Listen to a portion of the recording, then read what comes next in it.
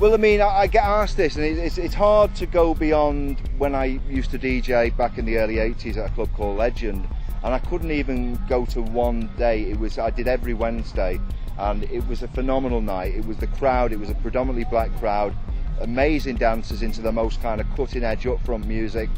At a time in history just after the riots, so like the social kind of conditions at the time, you know, gave to the fact that the people that came to this club, they needed a release, and the intensity of the night was something else. It wasn't like a kind of hands in the air party. It was something deeper, and I've had great times since I've come back. But that's where I'm based. That's my basis, and it'd be very difficult to kind of replicate that. I think it's something that that time's gone now, but it's very special. It underpins everything that I do, really.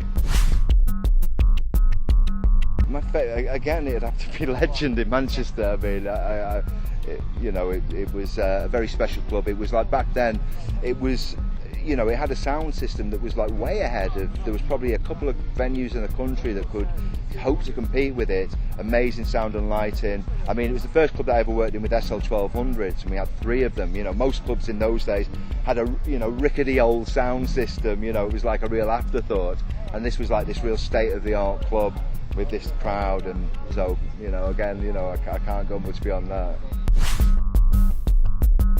You see, when you talk about that, it's all about it's a subjective thing, and it's all about personal vibes. The kind of DJs that I like on a personal level often are people that kind of black music based like myself.